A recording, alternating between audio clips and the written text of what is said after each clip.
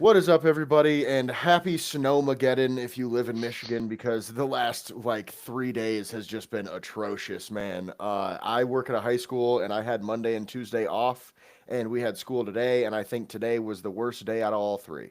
In terms of the snow, the roads, just everything was just ridiculous. So, with that being said, if you live in Michigan, you are a strong soul, and we appreciate you. And I assume you live in Michigan if you're watching because this is Michigan Football Network after all.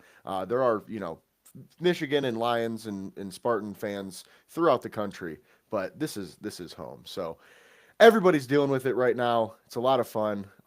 But thank you for joining us as always. Today we're going to start the show off with some college football talk because there's really not a lot going on now that the transfer portal is has passed, or the transfer window, I should say, has passed. Overall, I think Michigan did a pretty damn good job in the portal. I think they did a little bit better than I was kind of foreseeing personally because um, they really kind of revamped the wide receiver room. They added some pieces on defense. I personally would have liked to see a little bit more offensive linemen, but that's neither here nor there. I'm not gonna, bitch about it necessarily because we do have a decently deep room, in terms of guys that we already have, at Michigan. So I am pretty happy with how Michigan did in the transfer portal, especially like I said, the wide receiver room. It's basically completely redone, outside of Marsh. Like there's really, I don't really know if we're going to see really any receivers catch a ball that did last year outside of Marsh, if I'm being honest with you, just because the talent that we brought in is going to slot right in to the first couple spots in the depth chart. So that's exciting on the Wolverines front. Michigan State, I would say positivity. There's some positivity there. It's not like glitz and glam, they're not out here signing all the big names or anything, but I do think they did a pretty good job for what they were, starting with. And kind of, the negativity after the season, with just how the season went, firing the coach, fans being upset, and all that. So I think overall, Michigan and Michigan State football is in an upward trajectory, which is a very, very good thing right now. And I'm also, of the mind that I'm going to wait and see about both teams, because we never know what's going to happen in college football. But I do think a lot of, fans either way are either being too positive or too negative. And I'm kind of in the middle. I'm just going to wait and see. And you never know. It's college football. Who knows? The Spartans could win 10 games next year. Do I think they're going to? No. However, it is possible that they have a quick turnaround. So, with that being said, just to kind of get the wrap up out of the way, I guess I do feel good about both teams. Do you have anything to add about the transfer portal before we move on? No, I feel like Michigan's done a solid job, and obviously I follow Michigan far more closely than MSU. But MSU, as you mentioned, for what they have, for their situation, they didn't do too bad of a job. So, as much as I would love to come out here and talk shit because they're the rival, um, for what they have, they did a respectable job. And like you said, it's definitely wait and see for MSU. I would say it's also wait and see for Michigan, but there's of course higher expectations on Michigan. So if we or if Michigan uh, comes out of the chute and let's just say they have even a 9-win season, I feel like there would be a lot of fans upset by that.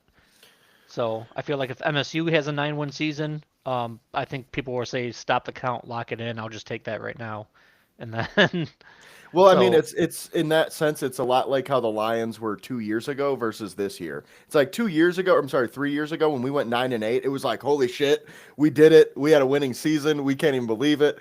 And now this year we went 9-8, and people are freaking out for entirely different reasons. So if you think about correct, it yeah, that way, it's yeah. Michigan So I State's the feel like old Lions. Michigan, yeah, I feel like Michigan is like the Lions now, where like 9-8 sounds like garbage. Well, obviously Hmm. they don't play that many games, but on 9-win season would be like, wow, well, with all the NIL money and all that, that's all we got, and then Michigan State fans are going to be the post like 3-13 year for the Lions, and being like, 9 wins, hell yeah, let's go. So it's a pretty good analogy. And one other thing you mentioned, and I know it will segue in here, um, at least in terms of the wrap up. I feel like all three fan bases, Lions, Michigan, and Michigan State, are all too positive or too negative right now.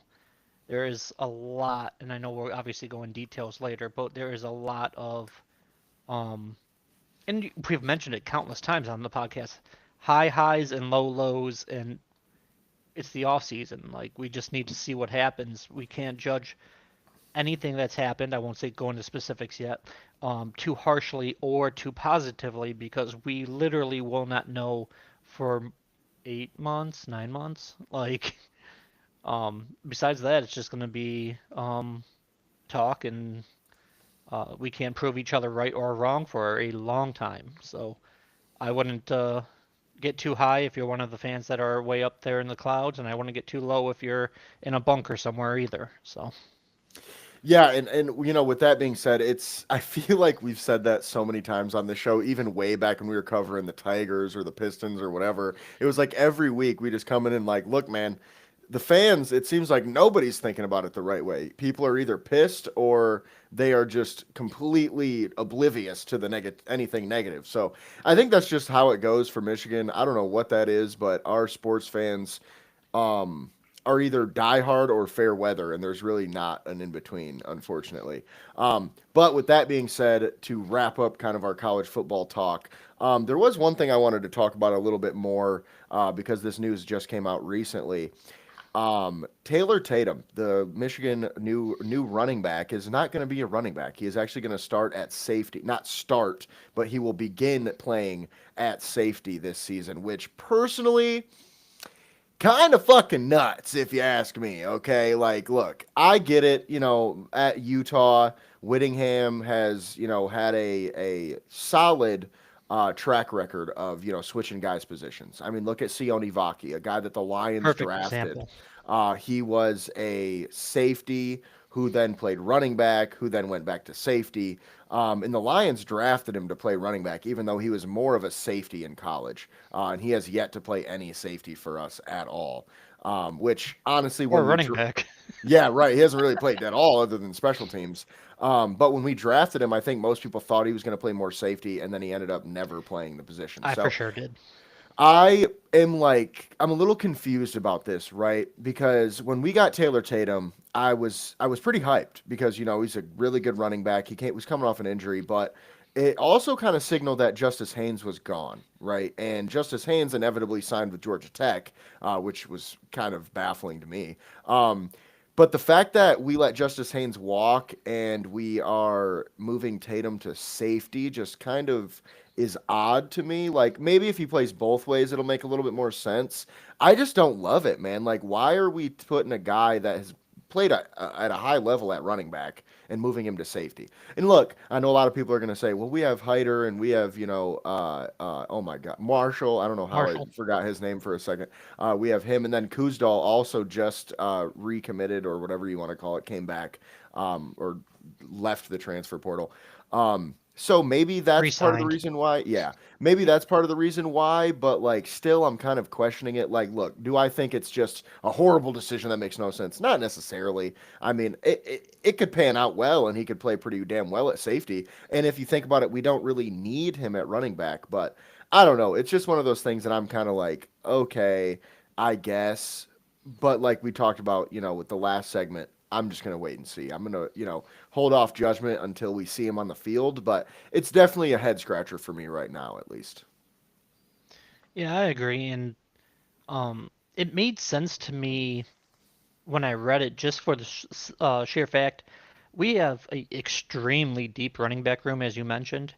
Kuzdal, I feel like on quite a few handful of teams would be a starting running back, and he's penciled in at number 3 if Tatum Hmm. plays both ways, which I saw the same post you did. Like they're going to try him at safety, but they are not um, permanently removing him from running back. They said like if he goes well at safety, he will just be a safety.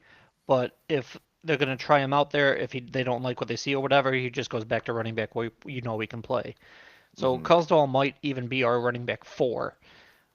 But I thought in the transfer portal and whatnot, we are kind of lacking safeties. We got a ton of corners like Moa and Snowden and I'm spacing on the other guy. Bailey, I want to say his name was. But either way, we got tons of corners in the transfer portal, and I only heard of one safety. So it kind of makes sense, maybe especially at the college level. I remember JMO put it bluntly that at the college level, you can just kind of out athlete people. So maybe if he's just a good enough athlete, he can just fill a hole in our depth chart. But like you said, time will tell. We'll see what happens. But I also kind of highlighted Moa, who, like I mentioned last podcast, committed to Michigan on the day of our podcast, just a Hmm. couple hours after he closed out. Everything I've read on him says he's going to be a two-way player for corner and receiver, kind of like our Hunter. So I find it intriguing that we might have a corner receiver and a safety running back like hybrid. Um, I don't mean this in a negative way, but very like high school-esque, because a lot of high Hmm. school football, you have people playing both ways. And normally, as you rise through the ranks, it kind of fades away. But we'll see. Maybe this is going to be, I don't quite want to say a fad, but maybe Hunter kind of just changed the game and people are just going to stay, maybe you can do this at the next level at both positions. So it's just Yeah. something intriguing and, in my opinion, a fun talking point. Yeah, and I feel like we talked about this a couple weeks ago too, with like the players playing more positions, because I just feel like it kind of makes sense when you have a guy like Travis Hunter or a Salisi Moa where they are just that athletically gifted. Why wouldn't you use them both ways? And I understand like the Jaguars probably won't use Travis Hunter at wide receiver very much next year because of a plethora of reasons. They have two really good receivers, and Parker Washington's coming on. Their number one need is corner. So I think once you get to the NFL, it kind of does fade out a little bit. Like it's probably not sustainable realistically. But kind of like you mentioned, at the high school ranks, dude, the first place that I coached, we had 23 kids on varsity. Hey, That yep. means everybody is playing both ways, and I think that's just how it goes. So as you go up, yeah, it'll get like the snap count might get a little bit lower when you're playing both sides, but I don't think it's that crazy to be asking these college kids to do that. So like you said, it is kind of intriguing to think about what position they might play more, or what they might excel at, and all that stuff. So and to your point too, Tatum slotting in at the safety position could make sense if he can do it well, because we really are light at that spot. Yeah, and So one other thing that just literally just popped into my head is Jabril Peppers. He played a hmm. little bit of running back, obviously 90% safety, but Hmm. he was another guy who Michigan fans might be more known for playing both sides of the ball. And obviously, if you can't do it, I don't think they're going to be like, "Oh, you're just learning, keep making mistakes out there." Like, no, they'll pull it. So it's just, like I said, intriguing. Yeah, for sure. And then with that being said, that's kind of really all we have for our college football for today, because there's not a lot going on outside of the college football national championship that literally just happened 2 days ago. Congrats to Indiana. I don't know if you guys remember it, if you watched the podcast like a month ago, but I literally called it Miami, Indiana. We're gonna be in the Natty, simply because they were the two best teams in the playoffs at the line of scrimmage. And we saw that happen throughout the game as well. Really, really good game to watch. And I feel like Mendoza, I feel like a lot of people are kind of like, yeah, he's the number one pick because the quarterback class sucks. And, that's valid. That's valid. The quarterback class is not good. Like, if Oh, we're being no, it's honest. it's not that good, but I would say, like, jumping back to last year, I think Cam Ward was kind of only the number one pick because it was a weaker quarterback class. I think Mendoza personally would be number one in quite a few classes, but Yeah, I that's think my so two too. cents. And I think Cam Ward, to your point, last year, like he didn't have the season Mendoza had the year before he got drafted. Like, and look, don't get me wrong. I think Mendoza is Kirk Cousins if he was more athletic. Now, I still think that's worth a number one overall pick because I think a lot of people disregard just how damn good Kirk Cousins is and was. I don't know if you guys remember, but like 5 years ago, Kirk Cousins with the Vikings was one of the better quarterbacks in the league. And I feel like Mendoza could do that same thing, but he's got more athleticism. He's got a little bit bigger arm. So, I mean, it's kind of what you ask from a number one overall pick, in my opinion. And he's, it's not like he's Kyler Murray out there. He's 6'4", 230, 240, and he can run, he can throw. So I personally do think he deserves the number one pick. I do think, like you mentioned, he would probably be the number one pick last year over Cam Ward. The only thing with Cam Ward is I think Cam Ward might have a little bit more of that top tier like potential than Mendoza does. Um, but I also don't think that that's that big of a discrepancy for you to pick Ward over him necessarily. I think it's just a preference thing, you know. Yeah, I Um, think Mendoza would have a higher floor than Ward, but Ward would have a higher ceiling. So it's kind of give and take. My opinion. yeah, for sure, and I'd agree with that. But with that being said, that's congrats Indiana, congrats to Signetti.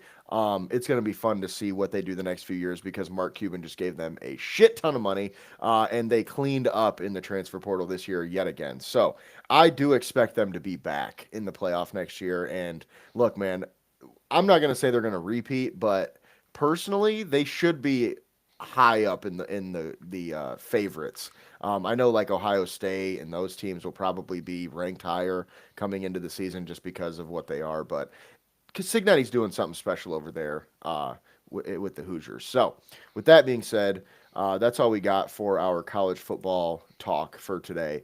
Now, we do have some pretty big NFL or Lions news because they have officially hired their new offensive coordinator, Drew Petzing, from the Arizona Cardinals. He was the offensive coordinator slash play caller in Arizona from 2023 up to this last season. And I know a lot of people are going to say, oh, well, the Cardinals, their offense was bad this year and da da da da da. Why the hell would we hire him over Mike McDaniel? So, my opinion on this is number one, the reason we did not want Mike McDaniel or Brian Dable is very simple, I think. And a lot of people might be upset when I say this because, this shouldn't matter. No, it matters a lot. We're not going to let a guy come in here and redo our offense. That's not what we're looking for. We don't want a guy to come in and say, this is how I do things. I call plays this. I run this scheme. Nah, we're not doing that. Dan Campbell has a scheme, and that's what we run. The guy who calls the plays is our OC. He coordinates the offense, but he doesn't get to decide what the scheme is and all that. Like that's what Mike McDaniel wanted to do. That's what Brian Dable wanted to do. I can almost guarantee you that is why we did not go with them. And as we saw, Mike McDaniel went over to LA to be the OC for the Chargers, and I think that's a great spot for him. And I also think Harbaugh kind of doesn't really care what offense he runs, if I'm being honest with you. I think he's just like, yeah, man, whatever you do that can win us some more games. However, I think where the Lions are at, it makes a lot more sense for them to kind of stand pat and say, this is what we do, this is how we do it. We need somebody that can come in and maybe freshen it up a little bit, but we're not looking to change. So that's kind of the reason I think they went with Drew. You can also add, Ben Johnson and him went back all the way. What? Did I There say was something? just a loud whistle, and I don't know Oh, if you heard it too, but no. clearly you didn't. That's weird. I thought the face was because I said something wrong. So I was like, wait, No, I feel like no, there was just a loud whistle noise, and I'm like, was that on both of our ends, huh, or? Because I'm like, I weird. didn't make a noise. Anyway, Right. sorry. Go ahead. But anyway, so Drew Petzing has, some ties with Ben Johnson, and I know a lot of people are saying, well, Dan Campbell just wants to bring in the same old, same old. It's like, no, it's not quite that simple. They coached with each other back in Boston College, and like fucking, it was like 20, I want to say 2018 or maybe even, no, it was like 2013, I believe, is when they coached it together at Boston College. So it's not like they, I didn't know rise that.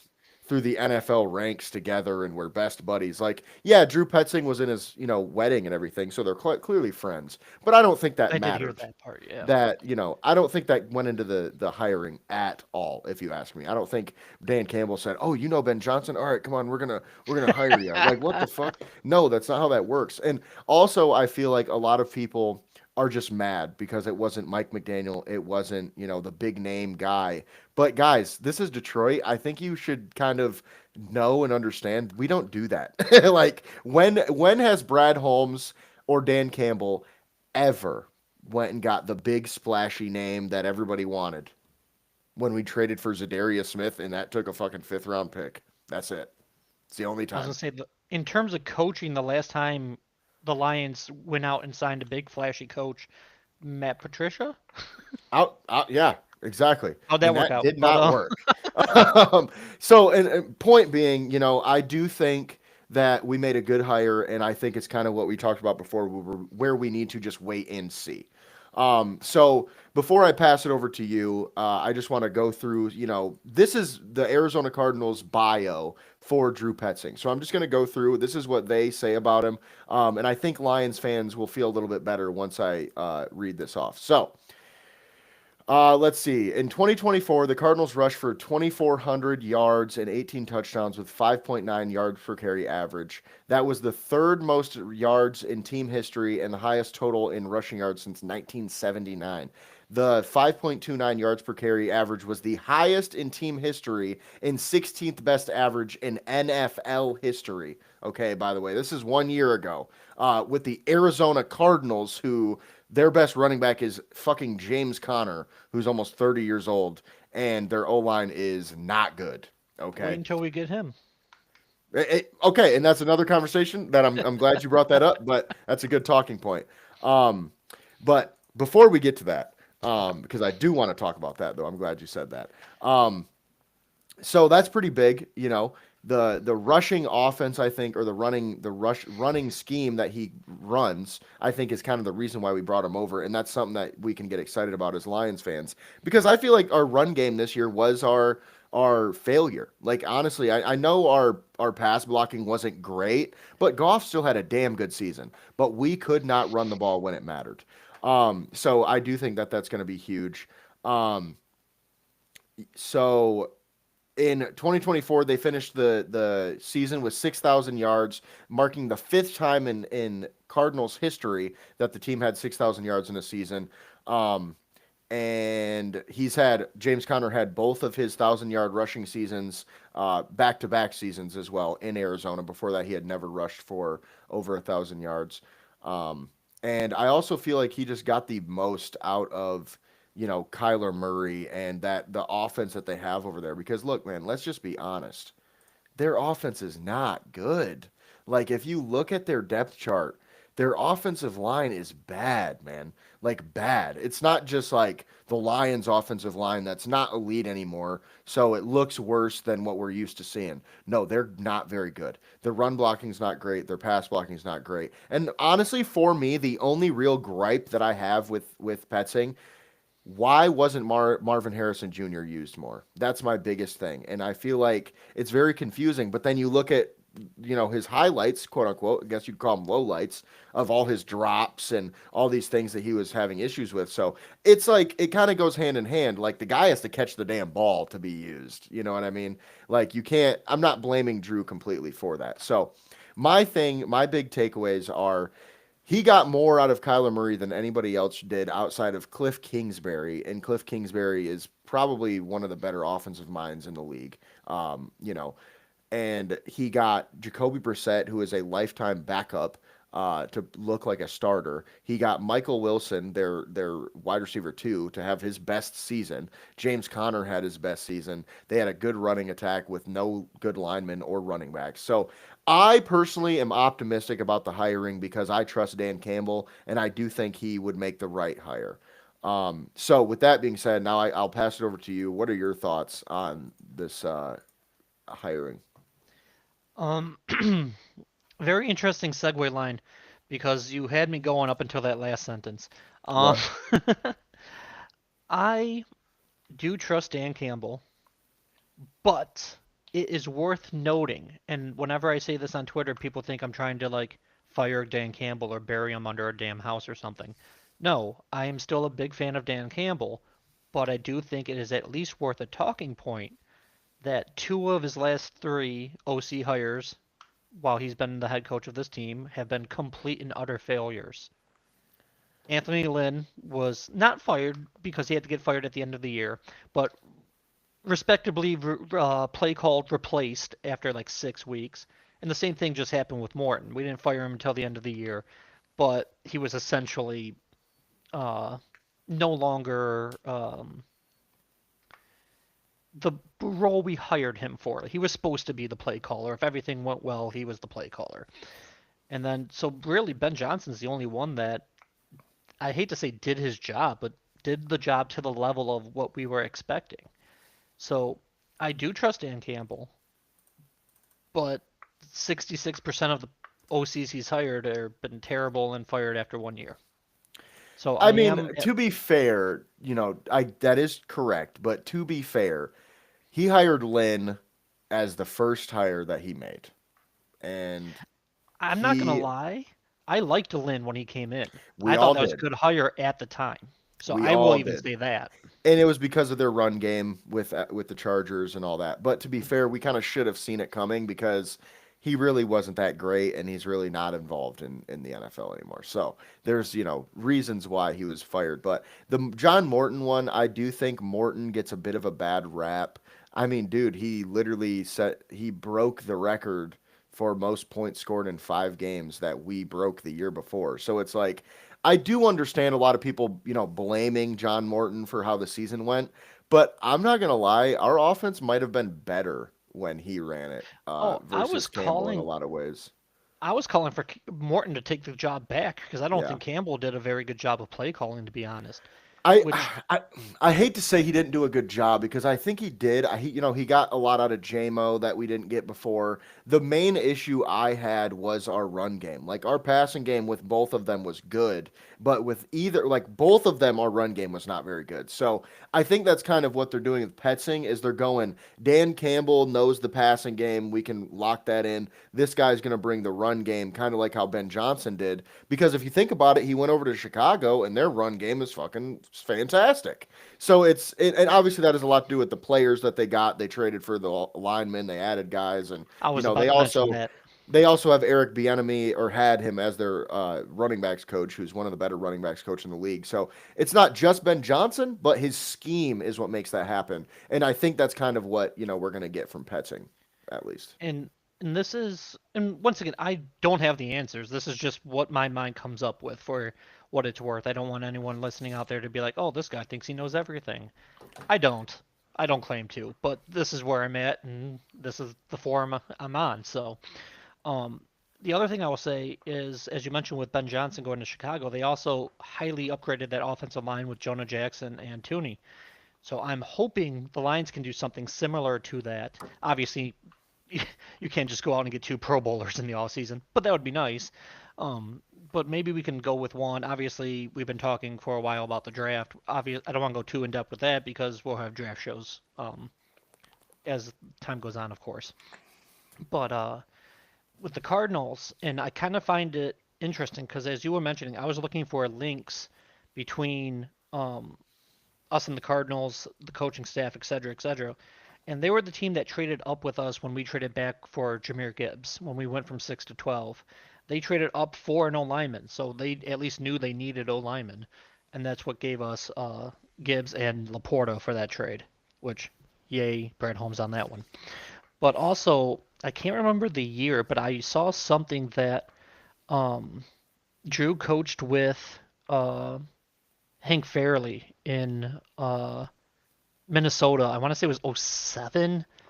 Shaky on the year, but It wasn't um, quite that long ago maybe because it was he 2017.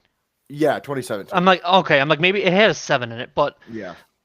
Fairley was an assistant online coach, which glad we got that promotion, and then he was over there. So once there's somewhat familiarity with the team, and I don't hate the hire as much as I did when I first heard it because kind of like the draft pick when we drafted Williams, I was obsessed with um oh my god, now I'm spacing on his name.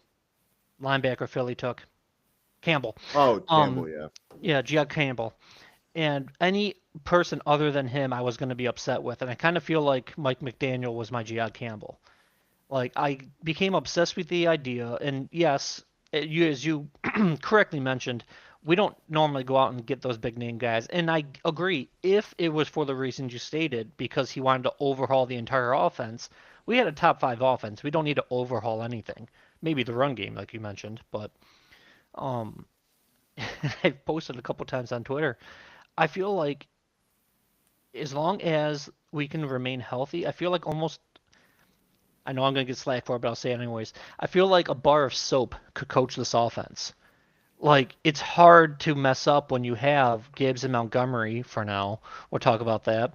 When you have Laporta and JMO and a decent O line, like, I'm not going to crap on them, but obviously something needs to be done there. But we have so many weapons and so many targets and so many options.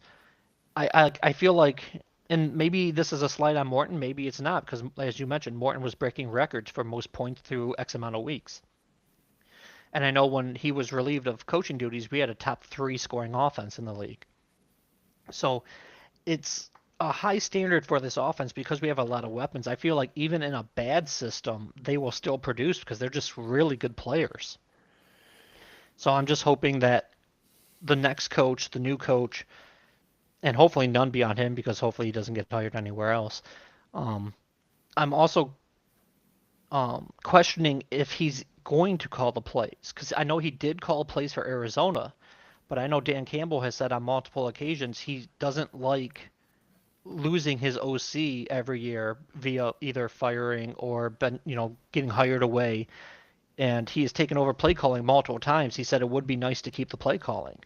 So, Yeah, like I I said, don't I don't see know if he that will. personally. Like Yeah. I said, I don't know if he will, but I think it's worth bringing up at least. Yeah, I mean, maybe. I just feel like the reason that we went out and hired someone was to have them call plays. And yeah, it sucks to get your coaches taken every year, but that's just how it is, man. When you get good guys, that's just what it's going to be. Like I would prefer to have my coach every coach stolen every year because they're just that damn good than never have a coach taken because that would mean they're not good. Oh, Like absolutely. But I think that's what Campbell was meaning by like if he just keeps calling plays, if someone takes the coach, at least offense, then like nothing. I don't want to say nothing, but he doesn't lose his play caller because he is the play caller. right. So, but like I said, he did have experience calling plays over in Arizona, and like I said before, I wasn't the biggest fan of Dan Campbell calling the plays. Way too many, in my opinions, run up the middle and Mhm. not run up the middle situations and that can go into a entire breakdown of that. But I don't feel like it worked out for the better. Besides, just like I mentioned before, we just have too many weapons to fail. So of course it still looked good. But we'll see what we got. Circling back to the main point. Sorry for the tangent. When I heard it, I wasn't very happy about it.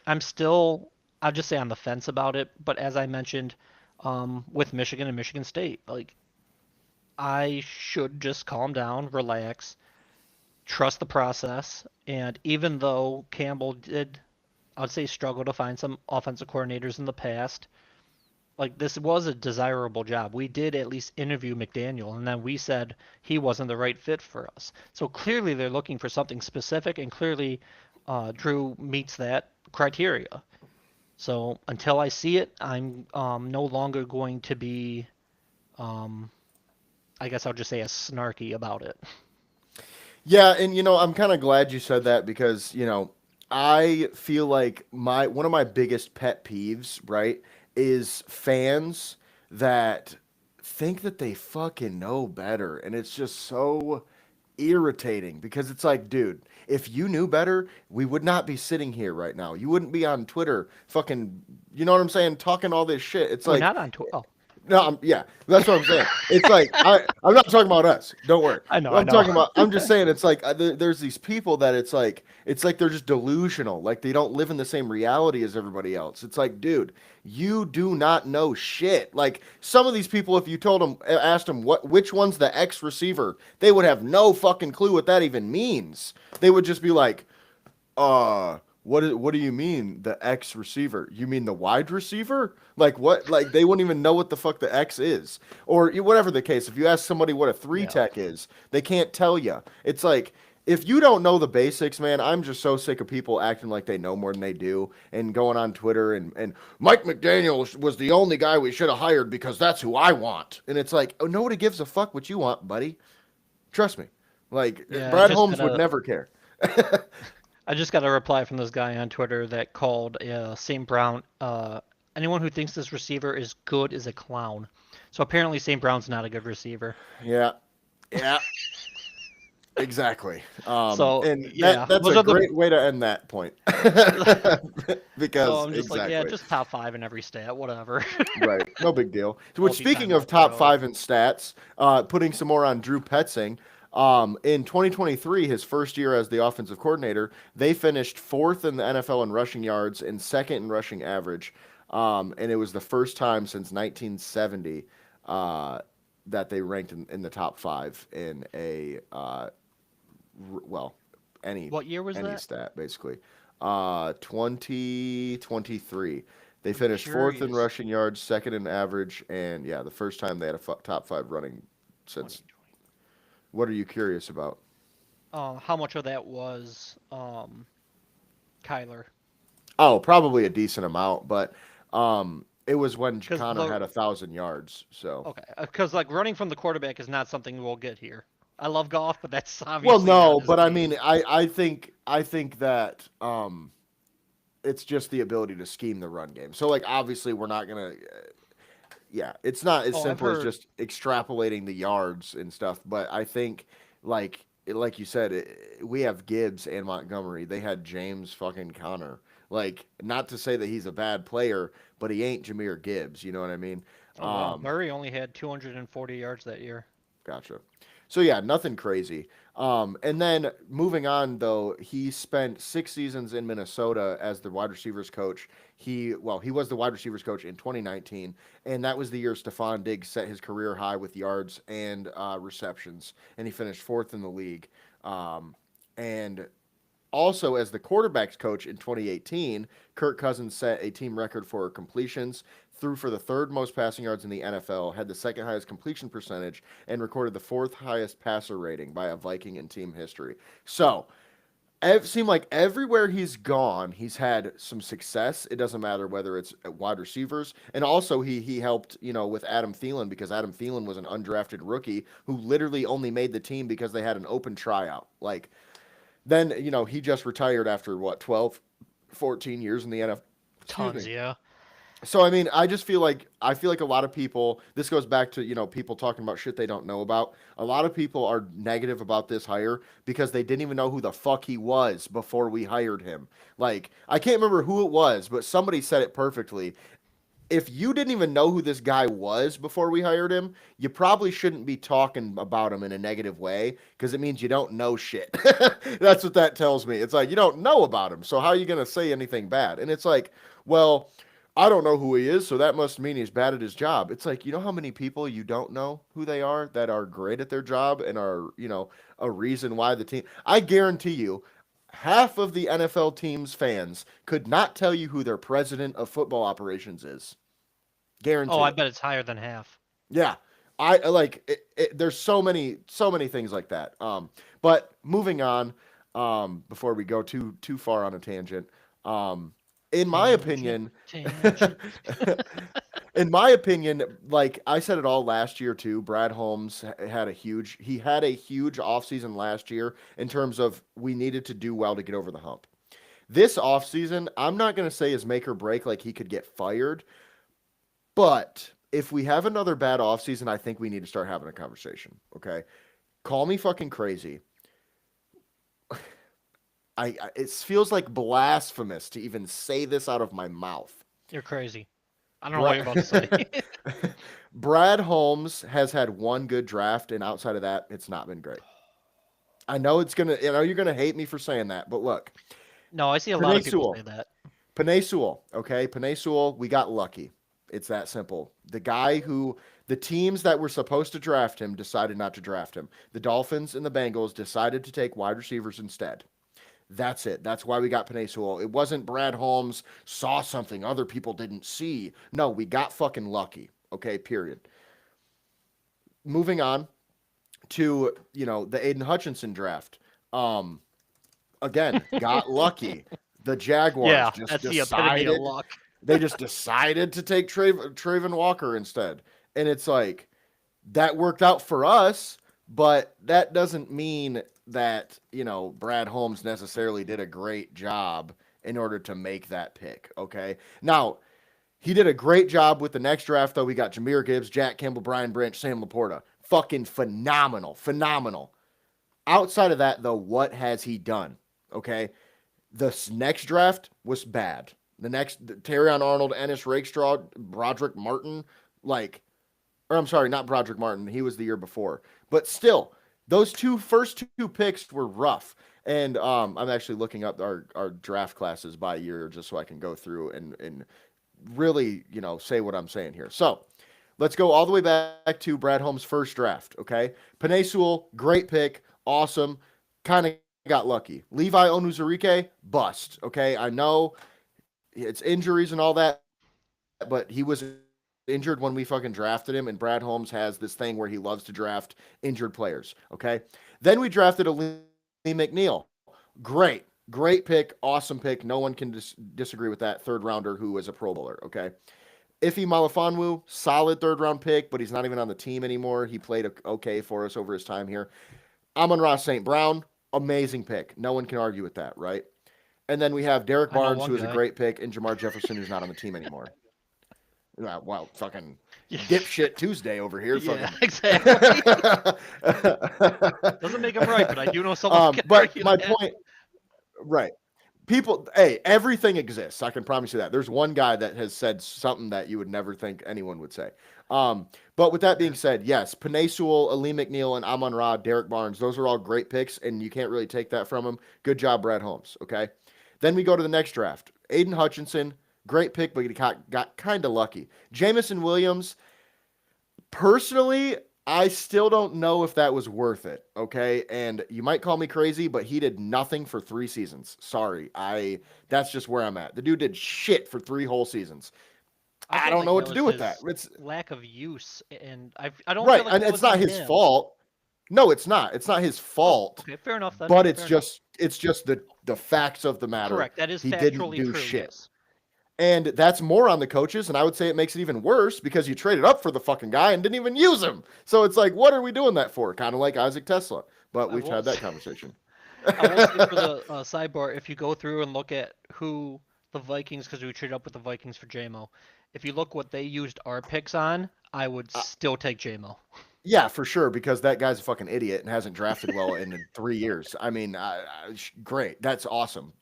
I'm not even good because I've heard that so many times. I'm going to be real. I don't care because we would have drafted different players because we didn't even need those positions. So it would have been totally different. But regardless, JMO trade up, I think you can say was a good one now because of the last 2 seasons that he's had.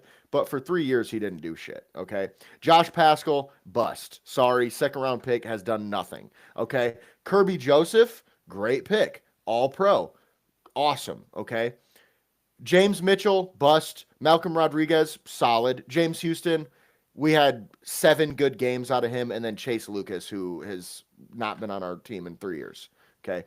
And I'm not even worried about this late round picks. So yeah, I think Lucas is on like 49ers if I'm not mistaken. Yeah, he's still floating around the league though. So not bad for a 7th round pick. He's still in the league, but he didn't do shit for us. He was a practice squad player. And then the next year obviously was the Jahmyr Gibbs, Jack Campbell, Sam Laporta, Brian Branch, Hendon Hooker, and Broderick Martin. Okay, look, man. The first 4 awesome, next 2 fucking terrible, okay? And I think next 4 are, Colby Sorsdahl and Antoine Green. Great. They didn't do shit for us, okay? 4 A pluses, 4 Fs. Exactly. So a C plus average. So it's like, okay, pretty solid. Then we have the next draft, which in my opinion was probably the absolute worst draft of Brad Holmes' career so far as a Lion. Because he took Terrion Arnold, Ennis Rakestraw, Giovanni Manu, Sione Vaki, Makai Wingo, and Christian Mahogany. Okay? I was at that draft, okay? And I feel personally attacked, honestly. Because watching those fucking picks fly through, and we took Terrion Arnold, and I was like, all right, I guess we need a corner, but I would have rather had Quinyon Mitchell. By the way, I think everyone would agree that today, right now, we would have rather had Quinyon Mitchell. Of course, Mitchell was taken before though. He wasn't on the board. Right, right. Of course, I'm not saying he was Okay. available. I'm just saying I would have rather had the player because we traded up to get Arnold. Yes, we did. Yep. Same thing with Mitchell or Cooper DeJean. I probably would have rather had Cooper DeJean as I well, was to be pounding the honest with table you. for Dejean. And he was a second round pick. And I'm not going to say why, but we know. Okay, we know why. It's all right, but There's a sneaky reason. he's a sneaky athlete. That's all I'm gonna Yep. say. That's all I'm gonna say. He's one of those guys that also still gets disrespected because of it, but is one of the better corners in the league. So Ennis Good point. Rakestraw, bust. I'm done. I'm out on Rakestraw. The dude has done absolutely fucking nothing for us. He has been hurt every year. Like, he didn't play a snap this season, and it was a make or break season for him, if you ask me, because he's done nothing. So our second and third round picks have done absolute nothing. Giovanni Manu is not even a part of the future, in my opinion. And then you got Wingo, who is solid, but he was a healthy scratch for a lot of the time. I like the player, but he just doesn't play for some reason. And then Mahogany, which was a solid pick, but honestly, I think we have to move on from him at guard. I do not think he should be the guard for the future, because if you watch the film, a lot of the issues in the run game were on him because he just can't fucking pull. And we ask him to pull and he can't do it. It was constant. Like, I saw 4 plays in the same game where he's supposed to pull and kick out or pull and wrap, and he just doesn't block anybody and the play gets fucking blown up. And it's not because he's bad, it's just because he's not athletic enough to do that. And then obviously this last year's draft, it's kind of still up in the air. You know what I mean? I think it was a pretty good draft, all things considered. The Tyleek Williams pick, still, like, I have no idea. And honestly, I think that is going to end up being a bust because you drafted a fucking nose tackle in the first round who, to be fair, has not done a great job at stopping the run. So don't love that. Ratledge, Tesla, Frazier, I like those picks. Obviously, the draft or the trade to go get Tesla, I don't love. And then, you have Hassanine and Dan Jackson and Dominic Lovett. And I'm not going to be too mad about the late round picks. I say all of that to say, I don't think Brad Holmes should be fired or even on the hot seat yet. But if we go through another offseason where he just decides edge isn't a good position to have, we don't need that.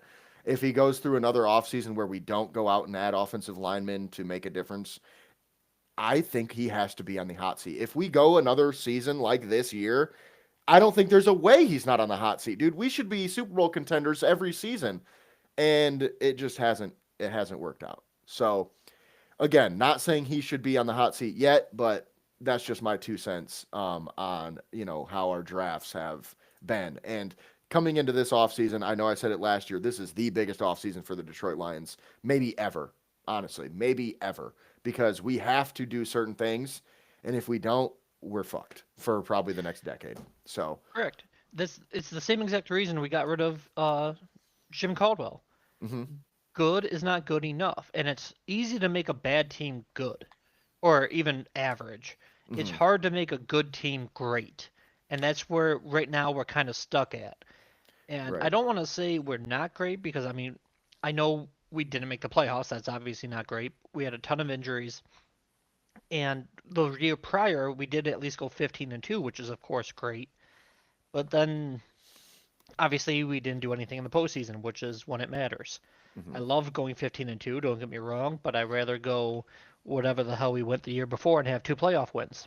Mhm. So, if not more, preferably. But yeah, I agree with you. Like, I don't think Brad Holmes' seat is hot or should be hot yet. Mhm. He's got to have a little bit more, I would say, stability in his draft picks, even if he doesn't find, because I feel like some fans have a unreasonable expectation. We're not finding 4 Mhm. all pros in the draft again. That doesn't normally happen. Like that's not the usual. But his last 2 drafts, like I liked Terry Arnold, and I liked Rakestraw when we picked him. But you're right. Like Rakestraw was my breakout candidate of the year this year because I thought everyone forgot about him as a rookie. Then he got hurt again. So like I thought he was going to be a good player, but he is just constantly hurt. And I mean, you can't at this point. I wouldn't. Um, how do I want to word this? he still might be a great player. It might work out. I know completely different positions, but Stafford dealt with a shit ton of injuries early in his career. However, his injuries have been ones that might not let you bounce back the way you used to be. And if he's not going to be the way he was, and maybe he missed too much time in terms of like this is when you're growing and learning and all that. So I don't know. I'm not ready to like cut him or anything, Hmm. especially since he's already under contract. But yeah, like it is time to like draft a corner or something. I wouldn't be like, don't draft a corner because we have Rakestraw. Like no. Hmm. But I'm not gonna quite give up on him yet. And then in terms of like you mentioned, Tyreek Williams, I didn't like the pick at the time, and I'm still hoping he develops. Hmm. Um, but as you mentioned, everyone told me he was like a Snacks Harrison comparison. He was supposed to be that dominant run stopper, and yeah, like he doesn't push the pocket too much, but like he's so dominant in the run game, it doesn't matter. And then he just gets pushed back and pancaked, and he doesn't make any stops. I shouldn't say any. He Which doesn't I make mean, consistent stops in the to run his game. credit, though, I will say I think he's been a little bit better as a pass rusher than a lot of us expected. So I think there's kind of a give and take with that a little bit. But to your point, I think he was literally drafted to replace DJ Reader, so we don't have to pay him. And right now, it's not really looking like he's necessarily going to be that guy. Correct. He was billed as a dominant run stopper, and I don't want to say no nothing pass rusher, but like that just wasn't his game. And Hmm. what I saw was a decent pass rusher, at least for a D tackle, because I don't want people that have only watched football 5, 10 years tell me like, oh well, Aaron Donald, like yeah, no, not there's one Aaron Donald. That's not the normal. Um, that's why Sue and if you want to go way back, dating myself, Warren Sapp were big deals back in those days. But he, in my opinion, he didn't stop the run very well, and that was Hmm. supposed to be like his bread and butter, like his go-to. So like it's way too soon to call him a bust, and I know you didn't. Um, I've seen some people do it though, unfortunately. So it's Hmm. just too soon. We'll see what happens. As anyone who watches the program or follows me on Twitter knows, I love the trenches. So the fact we went Tyreek Williams and Ratledge, I do like that at least. I do think Ratledge is going to be a future All-Pro. So I am very happy with that. I love Hmm. Tesla. Once again, I know we can debate the trade and the value, but the player, he's a good player. Hmm. I really like the Frazier pick too. Sorry, there was something in my eye. And I'm like Frazier more than Mahogany, so maybe Oh yeah. they can switch places or whatnot. But that also leaves, what's happening at center. Obviously, we don't know what's going on at left tackle, if Decker's going to retire or not. So there's quite a few question marks. As much as I want to draft that defensive end that we haven't, trying to get the guy on the opposite side of Hutch, in my opinion, even if you're just solely looking at trench focus, there's three big needs between center, left guard, and D end, and we only have two picks in the top 100. Hmm. So the draft is great, but it's not the end all be all. We do have to hit free agency or swing a trade or something.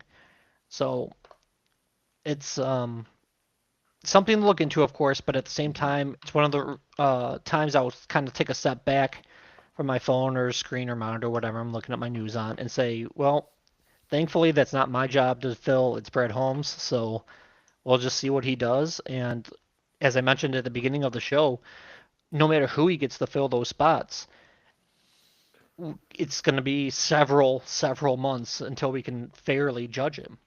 Like Right. I wasn't a big fan at the time. Well, I shouldn't say I wasn't a big fan. I just wasn't like head over heels about like the Lopez news when we signed him. I thought he would be average at best, but he killed it.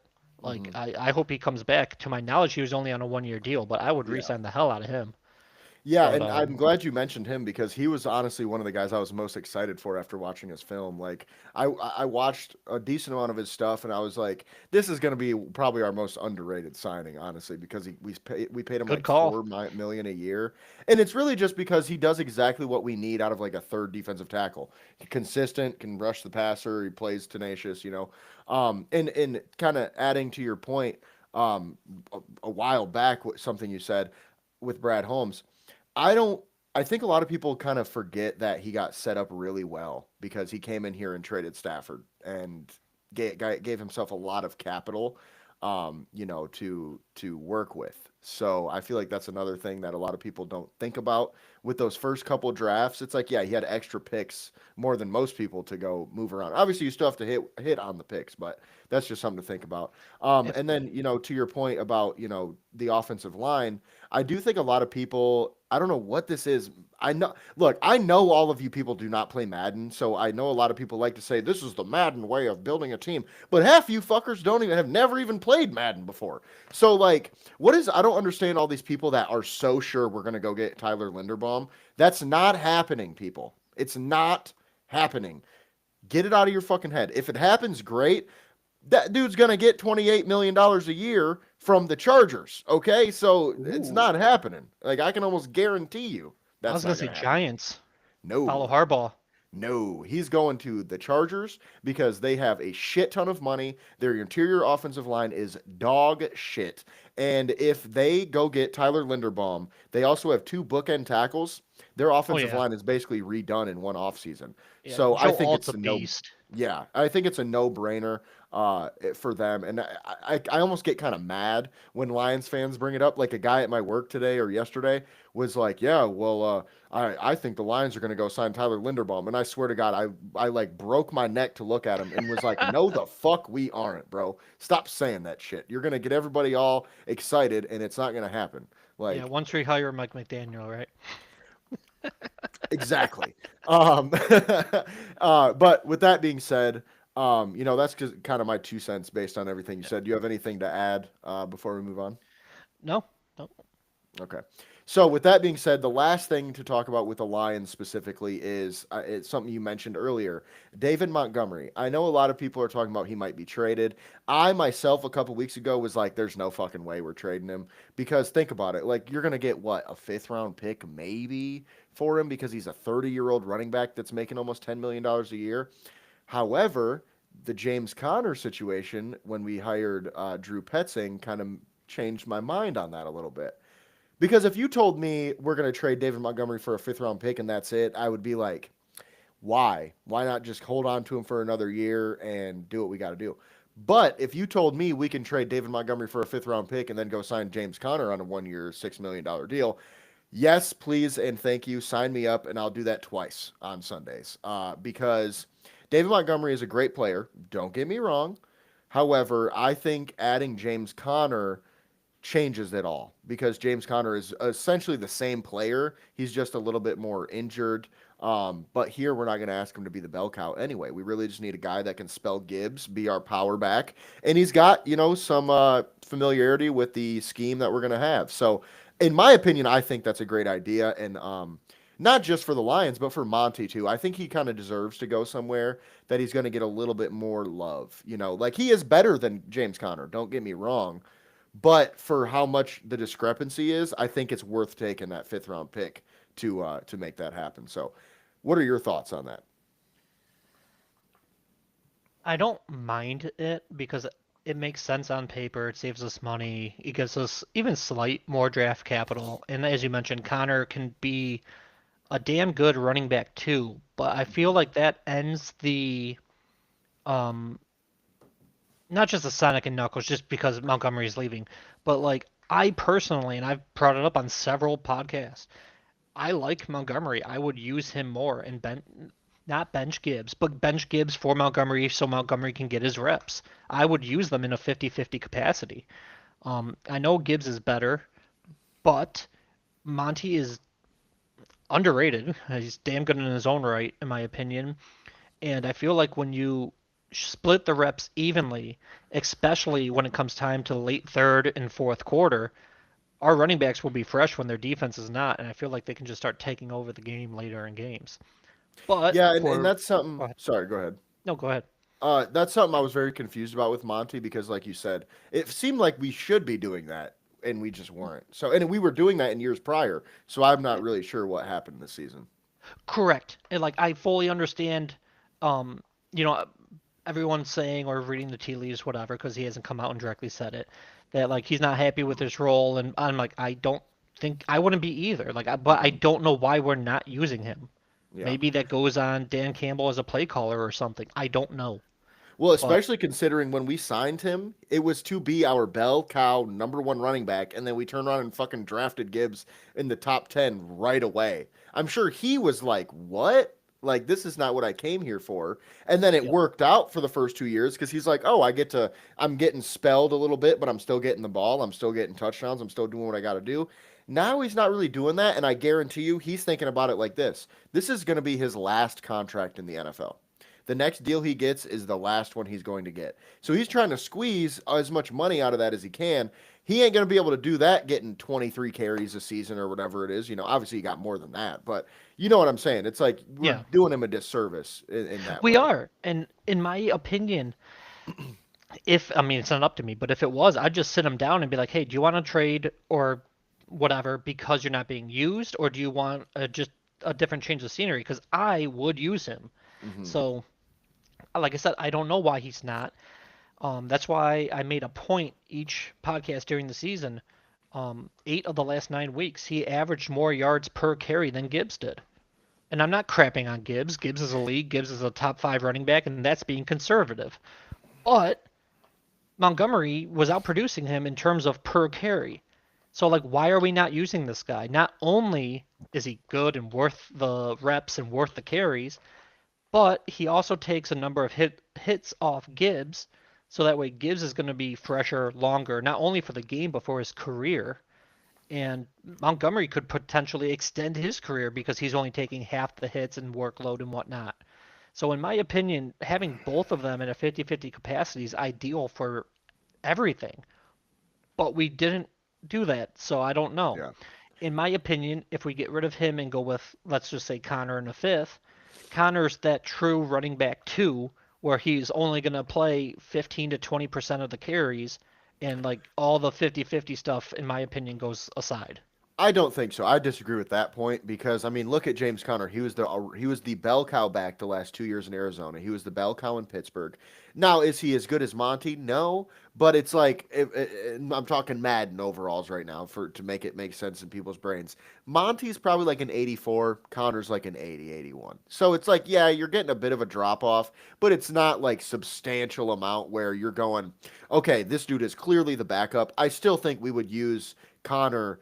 I think Connor's usage would be the exact same as Monty's was this year, which is not enough for Monty, but I do think it's enough for Connor, if that makes any sense.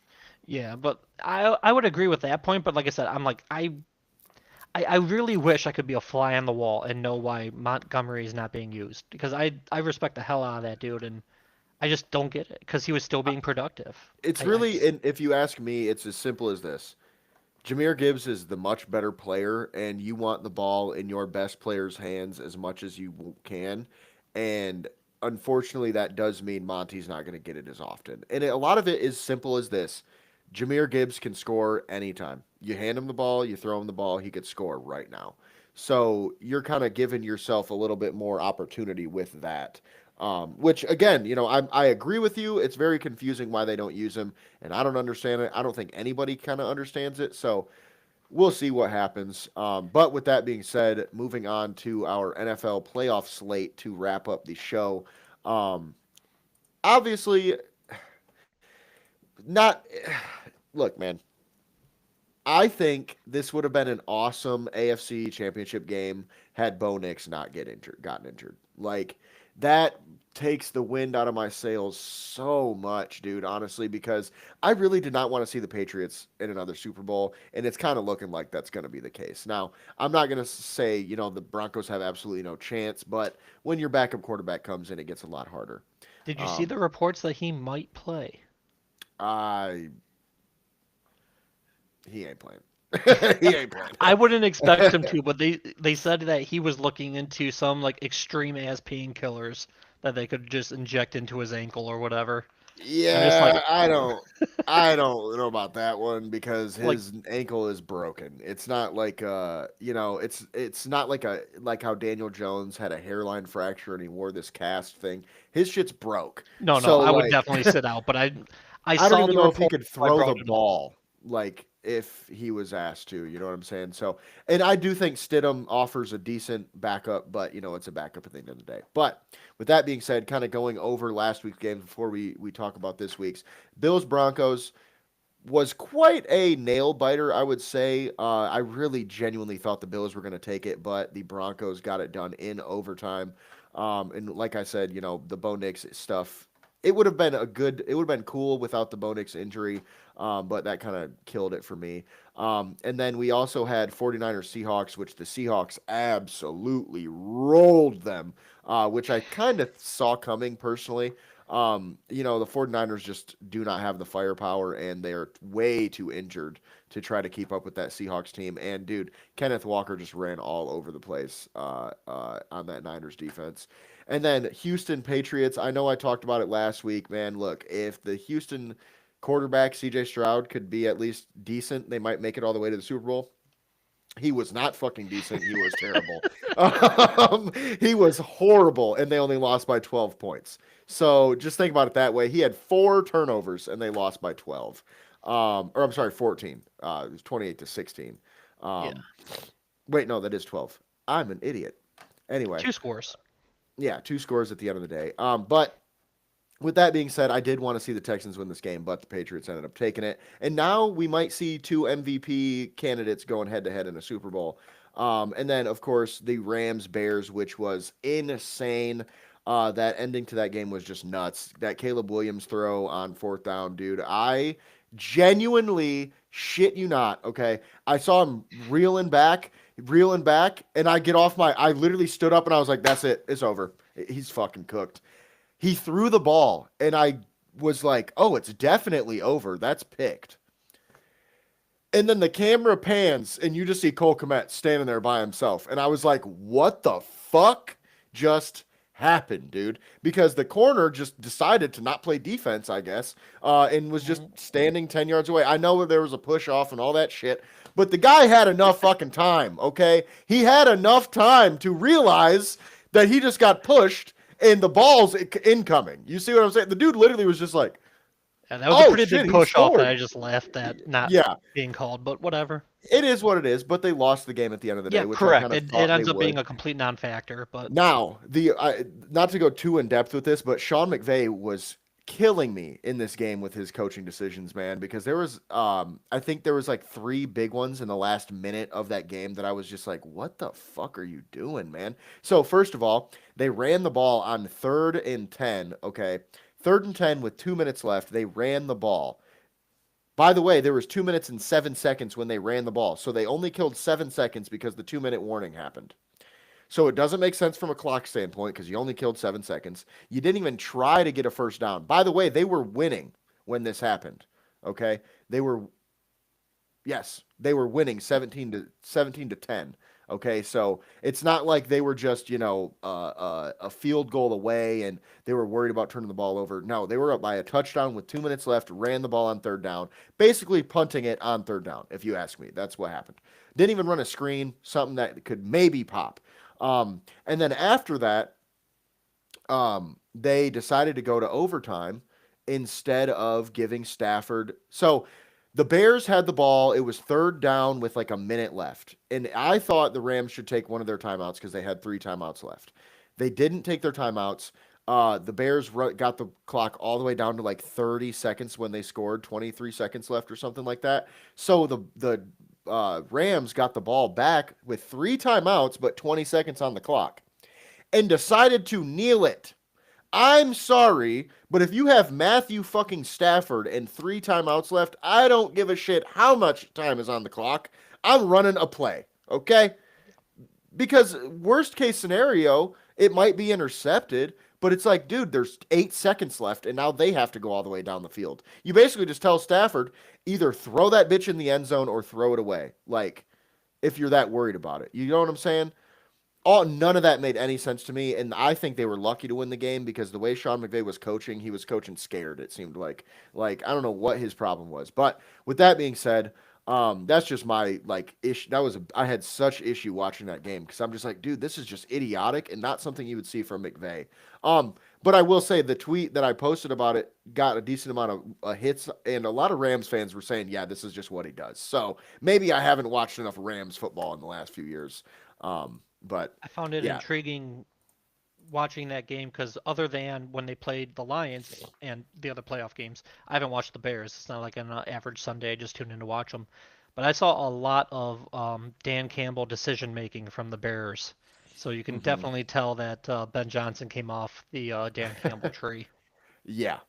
And with that being said, I'm glad they lost. Don't get me wrong. I'm not one of those necessarily Ben Johnson haters that I just despise him, but I just hate the Bears, so I wanted them to lose. And also, it would have sucked to see Ben Johnson win that game after we missed the playoffs. Like that was the biggest thing. We missed the playoffs. There's no way I would be okay with that.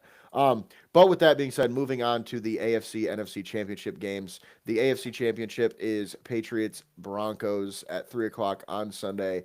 This should probably not be a close game, if you ask me. The Broncos have a backup quarterback, like we mentioned before. I know Jarrett Stidham has some experience as a starter, but look, man, it's the AFC Championship game, and I'm sorry, but I just am not confident in that. I know the Broncos defense is legit though, so there's a chance they make it a close game at least and give themselves a chance. But I personally just don't really see it. I think the Patriots win that one pretty easily. Rams Seahawks, however, that should be an elite game. The third matchup between these teams. They are currently 1-1 on the season. Both games were decided by less than 2 points, or 2 points or less, I should say. So it should be an awesome game. All set, everything said and done. And that's the one I think everybody's kind of looking forward to. Uh, we're gonna see, but I think we have a Rams Patriots Super Bowl. What are your thoughts? I agree. Oh, you said Rams? Okay. Then we agree on one of them. I think we're going to see a Seattle New England Super Bowl. And I just hope that I know Pete Carroll's not there anymore, but I hope it comes down to a goal line run or pass play. And I would love for history to repeat itself. I would love to see another Richard Sherman-esque interview post game. That would be fucking sweet. Because the last time we saw them in an NFC Championship game, that's what happened.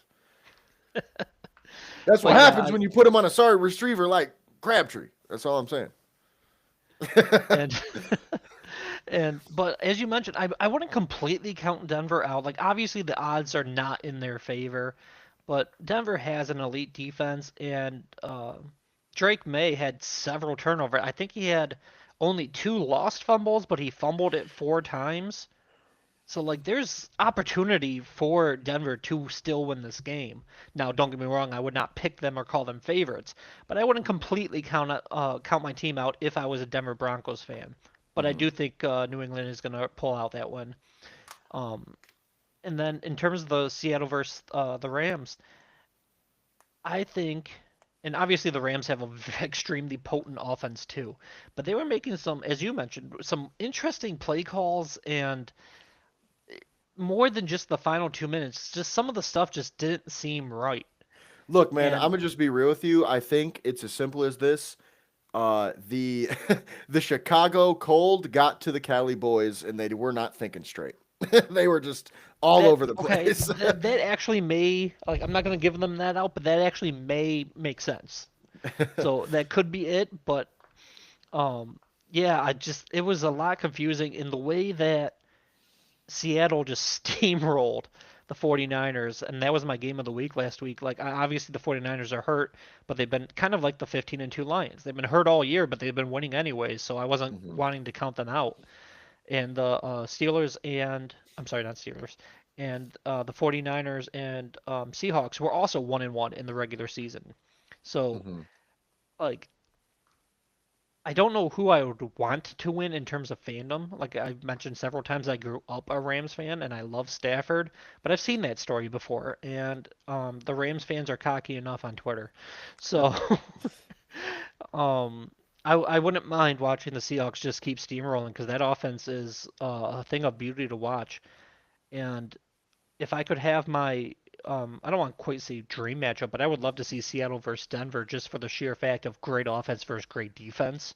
I feel like Mhm. that would be a fun matchup, but I think I know it would be a 30-point Super Bowl win for Seattle because I Yeah, don't we'd think see a repeat of I think it was what 2014 when Peyton got absolutely fucking destroyed. Like it was 46-6 or some shit at the end of that Yeah, one. I think it would be that because I feel like it would you would have a couple obviously good back and forth battles with the Broncos defense and the Seattle offense, but eventually, especially with Stidham, no offense to him, but he's a backup for a reason, and this is the grand stage. Hmm.